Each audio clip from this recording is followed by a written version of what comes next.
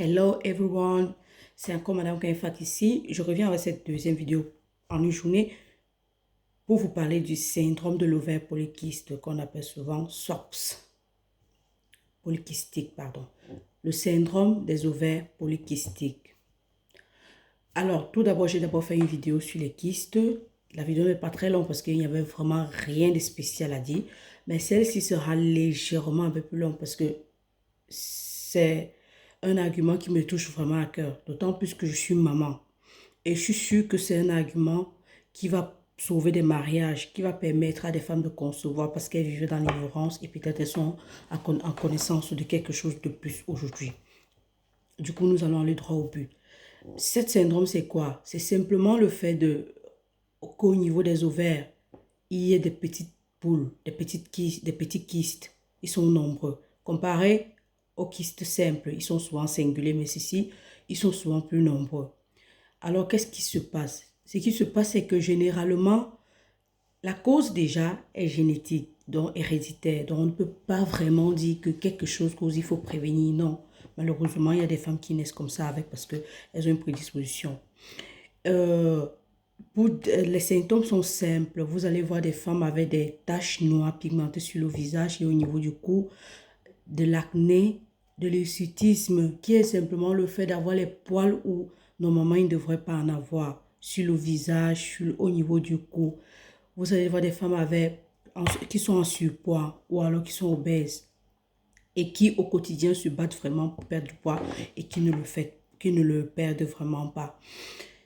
Et en plus de ça, lorsqu'on va faire des examens de sang, on va se rendre compte il y a un trouble hormonal. Donc, en fait, cette maladie est purement et strictement hormonale. Pour le diagnostiquer, l'ITER, qui veut dire le chemin, serait celui-ci. Vous allez chez un gynécologue et lorsque le gynécologue vous a visité et a suspecté cette maladie, il vous envoie chez un radiologue qui vous fait une transvaginale. Une transvaginale, ça veut dire quoi? Vous faites une radiographie, une radiographie transvaginale, on entre par le vagin et puis on découvre qu'il y a des petites boules sur vos ovaires. À ce niveau, généralement, ou alors du moins des expériences vécues, le radiologue vous renvoie chez le gynécologue et le gynécologue à son tour vous envoie chez l'endocrinologue. Et c'est pourquoi on dit que cette maladie est strictement hormonale parce que ce n'est que l'endocrinologue qui peut trouver la solution à vos problèmes. Il va vous faire des examens, il va vous envoyer faire des examens de sang, de part et d'autre pour avoir le diagnostic. Mais généralement, l'endocrinologue ne se base pas seulement sur les examens de sang, mais aussi sur les symptômes. Il y a un des symptômes que j'ai oublié qui est le symptôme le plus important. Le fait d'avoir des règles irrégulières, peu fréquentes et parfois absentes.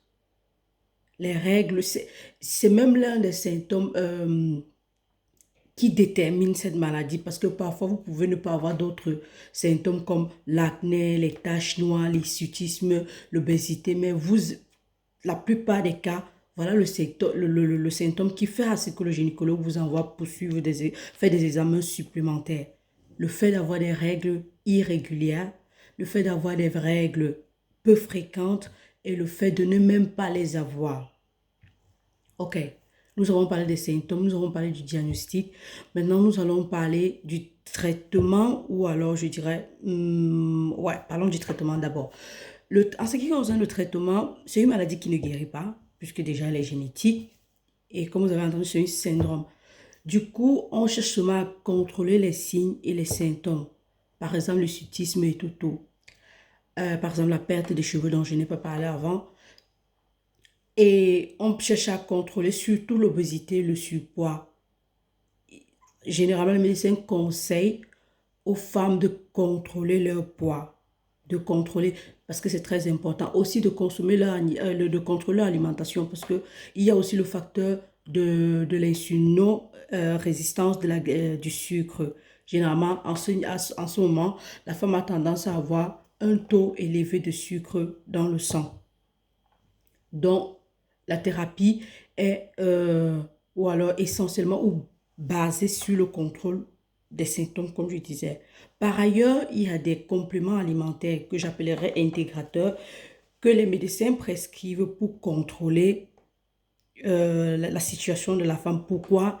Parce que il y a des complicances, des conséquences dont je vais en parler maintenant. Je vais en parler avec le cœur vraiment lourd parce que je sais ce que veut dire être, je suis maman, je sais ce que veut dire avoir la joie de porter son enfant, de donner de l'amour à un enfant. Parmi les complicances, il y a l'infertilité ou alors l'hypofertilité. Ça veut dire la femme n'arrive pas à concevoir. Mais pas parce qu'elle est stérile, mais parce que la maladie en soi cause des périodes d'anovulation. Ça veut dire la femme n'a pas ces périodes d'ovulation. Elle peut faire l'amour même durant sa période soi-disant féconde, mais elle ne conçoit pas parce elle n'a pas l'ovulation. Et c'est pourquoi on va prescrire ces compléments alimentaires qui vont contrôler les hormones qui se sont altérées et alors aider cette femme à concevoir. C'est une chose qui existe, c'est vrai et ça fonctionne. Ça, je peux vous le dire. À la fin de la vidéo, je vais vous parler de deux ou alors pour ce qui est sûr, vous allez trouver des médecins qui vont vous prescrire ces compléments alimentaires.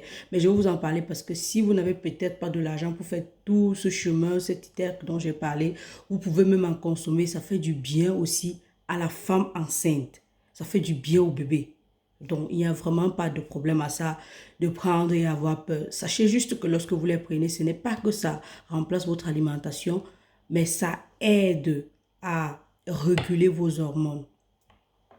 Donc, j'ai parlé de l'infertilité ou hypofertilité. J'ai parlé de l'anovulation. J'ai parlé de l'obésité, ou je vais parler de l'obésité maintenant.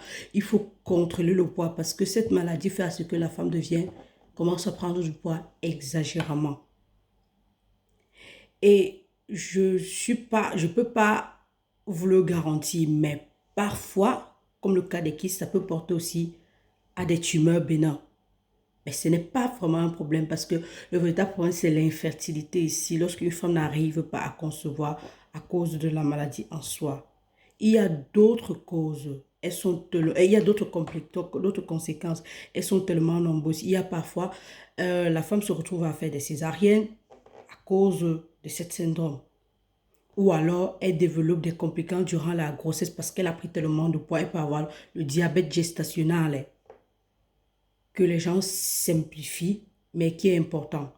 Elle peut avoir l'éclampsie, dont nous aurons l'occasion d'en parler parce que beaucoup de femmes en souffrent durant la grossesse et après l'accouchement. Donc, la femme est vraiment à risque de beaucoup d'autres choses. Mais pire encore, la femme est à risque d'un avortement précoce. Du coup, c'est un argument vraiment qui me tient à cœur parce que, comme je vous l'ai déjà dit, vraiment, s'il vous plaît, si vous écoutez cette vidéo, prenez la peine de regarder votre situation, d'aller rencontrer un médecin si nécessaire ou alors de prendre des compléments alimentaires si vous voulez faire un enfant ou même si vous êtes jeune. C'est vrai que ces indicateurs alimentaires coûtent vraiment cher. Mais c'est toujours mieux de contrôler la maladie et les symptômes parce que si la maladie, si la maladie va au-delà de ces frontières, vous pouvez pleurer, même pas seulement pleurer, vous allez souffrir. Les mariages se détruisent à cause de ça. Donc, il y a un indicateur qu'en Italie, dans les pharmacies italiennes, on trouve, ou alors même sur Amazon, ça s'appelle Inofert. I-N-O-F-E-R-T. C'est fait à base de myo-inositol et l'acide folique. C'est un indicateur vraiment très puissant et bien. Les médecins peuvent aussi vous conseiller les indicateurs à base de citrate ou de chlomifère. Ça va dépendre du médecin que vous allez rencontrer, mais aujourd'hui, je vais vous parler de Inofed. Inofed, vous le trouvez sur Amazon, il coûte vraiment cher. Je ne sais pas si au Cameroun, c'est possible de le trouver, mais faites de votre mieux. Et lorsque vous prenez Inofed, la particularité, il faut, avant que je ne finisse, lorsque vous prenez Inofed, qu'est-ce qui se passe? 1 mois, 2 mois ou 3 mois, ça dépend des femmes, parfois c'est 1 mois. Votre cycle se régularise et vous pouvez concevoir. D'ailleurs, vous concevez, ce n'est pas que je suis en train de tâtonner sur ça, je parle d'une chose très certaine. Une autre chose que j'ai oublié lors de la thérapie, c'est que généralement, les médecins donnent la pilule comme première thérapie, en espérant que ça régularise le cycle. La femme peut prendre ça pendant 6 mois et en espérant que ça régularise l'ovulation. Et cette pilule a pour fonction de régulariser le cycle, faire ce que vous avez votre ici de 28 jours, dont vous avez votre période ovulatoire. Ça peut marcher comme ça peut ne pas marcher, mais les compléments alimentaires, c'est sûr, ça va marcher. Et si vous contrôlez votre poids, si vous contrôlez votre consommation de sucre et tout, vous serez saine et sûre. Vous allez avoir vos enfants, vous allez jouir comme tout un chacun. Pensez à vous, pensez à votre santé. S'il y a des questions, s'il y a des suggestions, s'il y a des personnes qui s'y connaissent, qui s'y connaissent d'un argument du jour, prononcez-vous, donnez des conseils parce que c'est un truc qui détruit des familles, des mariages. Et je suis sûre qu'aujourd'hui, après avoir écouté la vidéo, vous allez sauver votre famille, vous allez sauver votre mariage. Et je vous souhaite bonne chance. C'est tellement bien d'être maman, de jouir de son état de grossesse. Bonne chance à vous et à nous revoir la prochaine. Bye bye.